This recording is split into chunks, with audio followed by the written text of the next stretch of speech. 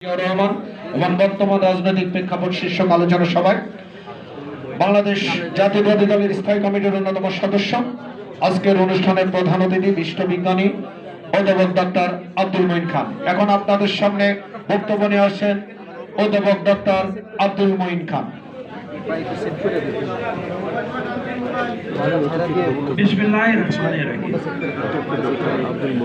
আজকে প্রধান অতিথির বক্তব্য মহান মুক্তিযুদ্ধ বর্তমান রাজনৈতিক যে উদ্দেশ্যে এই শীর্ষক আলোচনা আয়োজন করেছেন ডক্টরস অ্যাসোসিয়েশন অফ বাংলাদেশ ড্যাপ।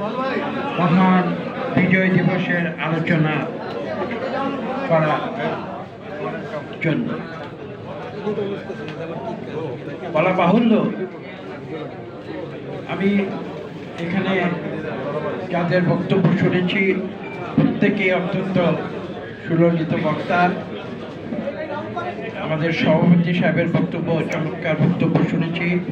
আর এখানে আমি সবসময় যেটা বলি, অগ্নিঝরা বক্তব্য দিয়ে থাকেন জনাব আলাল সাহেব।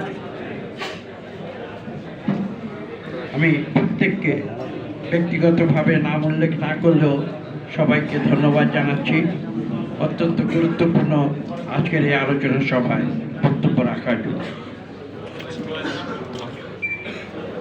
একজন বক্তা উল্লেখ করেছেন এই যে ড্যাব বিশাল একটি সংগঠন, এবং আমার এখানে সাংবাদিকদের উপস্থিতি দেখে একটি কথা মনে পড়ছে যে আমরা পৃথিবীতে বেঁচে আছি, ডাক্তার ছাড়া আমরা সম্ভবত বেঁচে থাকতে পারতাম না।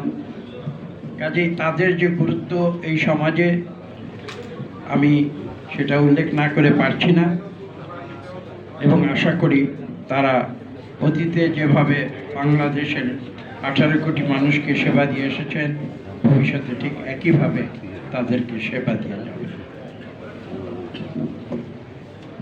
আজকে স্বাধীনতার 54 বছর পরে এসে এখানে দাঁড়িয়ে একটি কথা আমাকে পীড়িত করে, আশা করি আমাকে ক্ষমা করবেন আপনারা। সেটা হচ্ছে এই যে গণতন্ত্রের জন্য বাংলাদেশ সৃষ্টি হয়েছিল, আজকে অর্ধ শতাব্দী পার হয়ে এসে আজকে বাংলাদেশে কেন আমরা গণতন্ত্রকে খুঁজে ফিরছি, কেন এটা আমাদের করতে হচ্ছে? এই গণতন্ত্রের জন্যই তো বাংলাদেশের লক্ষ লক্ষ মানুষ মুক্তিযুদ্ধে ঝাঁপিয়ে পড়ে জীবন দিয়েছে। এবং যখন এই দেশের মানুষ একটি পর্যায়ে বুঝতে পেরেছিল যে পাকিস্তানের অবকাঠামোর ভেতরে কোনোদিন গণতন্ত্র সম্ভব নয়, এবং পাশাপাশি আরও একটি বিষয় ছিল, সেটি ছিল অর্থনৈতিক, যে দরিদ্র মানুষের যে অর্থনীতির যে অধিকার, মানুষের যে বেঁচে থাকার অধিকার তৎকালীন পূর্ব পাকিস্তানে, সেটি ছিল দ্বিতীয় বিষয়, যে কারণে স্বাধীনতার সংগ্রাম প্রথমে একটি আন্দোলন, পরবর্তীতে স্বাধীনতার যুদ্ধে, মুক্তিযুদ্ধের রূপ নিয়েছিল।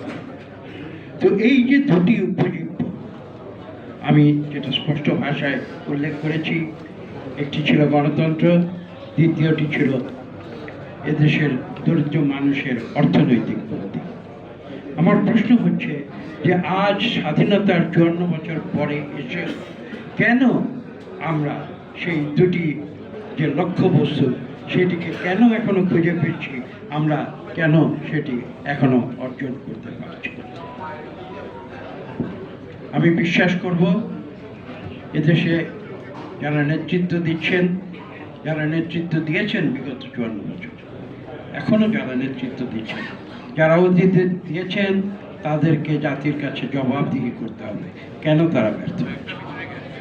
এবং ভবিষ্যতের যারা নেতৃত্ব, আমি বিশ্বাস করব তারা জাতিকে এই আশ্বাস তারা দিতে প্রস্তুত যে আগামীতে বাংলাদেশ সৃষ্টির পেছনে যে দুটি গুরুত্বপূর্ণ যে উদ্দেশ্য এবং আদর্শ ছিল, সেটি তারা বাস্তবায়িত করবেন। দেশের 18 কোটি মানুষকে তারা জোর গলায় বলতে পারবেন যে আমরা এদেশে গণতন্ত্র ফিরিয়ে এনেছি, এবং তারা বলতে পারবেন যে এদেশের দরিদ্র মানুষের ভাগ্য উন্নয়নে আমরা যথাযথ কার্য পদ্ধতি অনুসরণ করছি। এই বক্তব্য দিয়ে আমি শুরু করছি, এই প্রশ্ন তুলে আমি শুরু করছি। এই প্রশ্নের উত্তরও আমি এখন আপনাদের দিতে চাই। সেটা হচ্ছে এই যে আমরা যদি পৃথিবীর ইতিহাস পর্যালোচনা করি তাহলে একটি জিনিস কিন্তু আমাদের সামনে স্পষ্ট হয়ে আসবে। এই যে মানুষের চিরন্তন যে একটি সংগ্রাম, অনেক সংগ্রাম আছে, আমি একটি শব্দ দিয়ে সেই সংগ্রামটিকে আমি চিহ্নিত করার চেষ্টা করব। সেটি হচ্ছে এই যে সৃষ্টির উষালগ্ন থেকে যে একটি সংগ্রাম আজকে হাজার হাজার বছর ধরে মানব সভ্যতাকে তারা বিবর্তিত করছে, একটি পর্যায়ে যারা নিয়ে যেতে চেষ্টা করছে মানব, সেই সংগ্রামটি ছিল মানুষের অধিকার প্রতিষ্ঠার সংগ্রাম। এক কথায় আমি বলছি, এটা অনেকভাবে ব্যাখ্যা করা যাবে, কিন্তু আপনারা দেখবেন সব কিছু ঘুরে ফিরে মূল যদি একটি উদ্দেশ্য বা একটি লক্ষ্যে আমরা ফিরে আসতে চাই তাহলে সেটি হবে মানুষের অধিকার প্রতিষ্ঠার সংগ্রাম। এবং সেই অধিকার প্রতিষ্ঠার সংগ্রামে মানুষ যুদ্ধ করে চলেছে অবিরাম। এবং এই যে সংগ্রাম, এই সংগ্রাম আমি মনে করি এভাবে দেখি যে এটি একটি চিরন্তন সংগ্রাম। আজকে যেমন ছোট্ট উদাহরণ দিয়ে বলছি, আজকে এই সরকার এসে বলছে সংস্কার করবে, অন্তর্বর্তীকালীন সরকার, এবং তারা এমন একটি অবস্থান নিয়েছিল তারা সংস্কার করে বাংলাদেশকে একটি কি বলে এটাকে, একটি স্বাপ্নিক দেশে তারা রূপান্তরিত করে দেবে। আসলে সংস্কার কিন্তু এরকম কোনো জিনিস নয় যে আমি আজকে সংস্কার করছি কাল আমার সব উদ্দেশ্য সাধিত হয়ে যাবে। সংস্কার এমন একটি জিনিস যেটা চলমান প্রক্রিয়া, এবং আমি যেটা একটু আগে বলেছি সৃষ্টির রোষালগ্ন থেকে কিন্তু এই সংস্কার পদ্ধতি চলে এসেছে। মানুষ কিন্তু কোনোদিন বসে থাকেনি, সংস্কার মানুষ নিজেরাই করেছে। সবসময় যে সরকার করে দিয়েছে বা কখনো নেতারা করে দিয়েছে বা কোনো রাষ্ট্রপ্রধানেরা করে দিয়েছে সেটা কিন্তু এই সংস্কার পদ্ধতি চলার ফলশ্রুতিতেই কিন্তু আজকে আমরা একবিংশ শতাব্দীতে এসে দাঁড়িয়েছি। এবং এই সংগ্রাম প্রতিদিন চলবে, এই সংস্কার প্রতিদিন চলবে, এবং আমরা ধীরে ধীরে ক্রমান্বয়ে আমি এটা বিশ্বাস করি যে একটি উচ্চতর সমাজ ব্যবস্থায় আমরা রূপান্তরিত হব। আমি কিন্তু আমাদের এই সংগ্রামকে এই দৃষ্টিতে দেখি। এবং আজকে এই কারণে আমি আপনাদের উদ্দেশ্যে আরেকটি কথা বলবো। আমরা এই দিবসগুলো পালন করি, কিছু মনে করবেন না, অপরাধ নেবেন না, আমাকে ক্ষমা করে দেবেন। এই যে আমরা সারা বছর ধরে দিবসগুলো পালন করছি, আমি খোলাখুলি আমার মনে কথাগুলো আপনাদের সামনে তুলে দিচ্ছি। আমরা কথা বলছি, ফিরে যাচ্ছি, একটি বছর পার হচ্ছে, আবার এই দিবসগুলোতে আসছি, আবার এই দিবসগুলো পালন করছি, অনেক কথা বলছি। কি অর্জন করছি সেটা কিন্তু আমাদের এই 54 বছরে আমরা কি অর্জন করেছি। এবং আমি মনে করি যে আমাদের রাষ্ট্রীয়ভাবে বলুন, সরকারিভাবে বলুন, সামাজিকভাবে বলুন, ইন্টেলেকচুয়ালি বলুন, প্রত্যেকটি দৃষ্টিভঙ্গি থেকে আমাদের কিন্তু একটি চিন্তাধারা, আমি বিশ্বাস করি আমাদের চিন্তাধারার একটি পরিবর্তন, এটা একটি গুরুত্বপূর্ণ বিষয়। এবং আমি ঘুরে ফিরে কিন্তু সেই কথায় ফিরে আসবো যে মানুষের অধিকার প্রতিষ্ঠার সংগ্রাম, সেই কথায় আমি ফিরে আসবো। কিসের অধিকার? মানুষের এক কথায় মানুষের বেঁচে থাকার অধিকার। মানুষের বেঁচে থাকার অধিকারের জন্য প্রথমে কি প্রয়োজন হয়? মানুষের খাদ্যের প্রয়োজন হয়। চিকিৎসক যারা আপনারা এখানে আছেন, আজকে এই আলোচনা সবার আয়োজন করেছে, আপনাদের চেয়ে বেশি একথা তো অন্য কেউ বুঝতে পারে। মানুষের খাদ্য নিরাপত্তা যদি আমরা নিশ্চিত করতে না পারি তাহলে দিবস পালন করি কি লাভ? খাদ্য নিরাপত্তার পরে আরো অনেক কিছু আছে, আমি সবগুলোতে যাব না, কিন্তু আমি অন্য একটা কথা বলি যেটা বাংলাদেশের মানুষের যে সাইকোলজিতে আমি বিশ্বাস করি অত্যন্ত গুরুত্বপূর্ণ, সেটা হচ্ছে মানুষের কথা বলার অধিকার।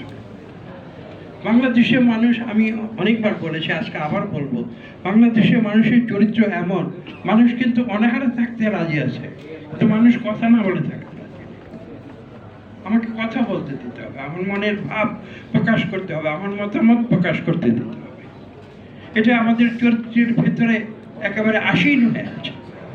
এবং সেই কারণেই কিন্তু আপনারা লক্ষ্য করেছেন যে যতবারই বাংলাদেশের 54 বছর ইতিহাসে বিভিন্ন ফ্যাসিবাদী বা কায়েমি সরকার এসে মানুষের বাক রুদ্ধ করে দিতে চেয়েছিল, প্রত্যেকবার কিন্তু তারা ব্যর্থ হয়েছে। হ্যাঁ, সেই অধিকার অর্জনের জন্য মানুষকে মূল্য দিতে হয়েছে, বাংলাদেশের মানুষকে। আমরা জীবন দিয়েছি, আমরা রক্ত দিয়েছি, আমরা আহত হয়েছি, আমরা নিহত হয়েছি, আমরা পঙ্গু হয়েছি, কিন্তু বাংলাদেশের মানুষ কিন্তু কখনো থেমে থাকে। তারা প্রতিবাদ করেছে এবং বারবার সেই প্রতিবাদের ফলশ্রুতিতে আমরা কিছু না কিছু অর্জন করেছি। হতে পারে সব কিছু আমরা অর্জন করতে পারিনি, এটা সত্য।